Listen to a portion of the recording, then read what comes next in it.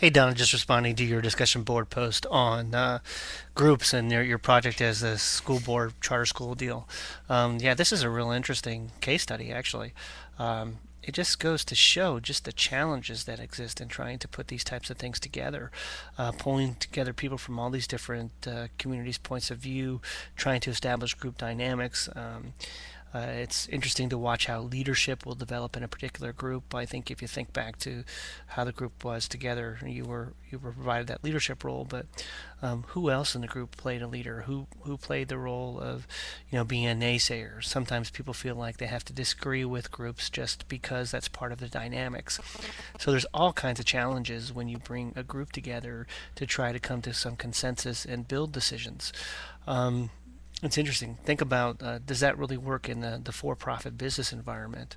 Oftentimes, we try to put groups together because we want a consensus on a decision because we think that'll help sell the decision. It seems that somehow people can accept a decision if it's made by a group or a group recommendation as opposed to somewhat of an autocratic decision.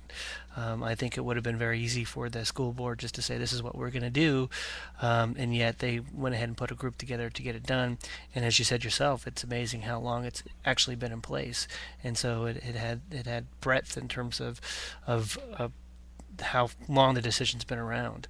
But it also highlights the decision-making process. Is this really the most efficient way to do it? I mean, you went through all the frustrations of the process, and really, when we take a look at it from an organizational standpoint, we have to understand the costs of doing these types of groups to make decisions. The fact is, it's going to be a long, drawn out process. And in some cases, it may not even be successful. Yours happened to be successful because you had a specific charter, but they're not always going to be successful. And sometimes companies make decision groups or teams too broad in how they approach things. Anyways, we could probably discuss this at length. I loved your example, and good job. And we will talk at you later.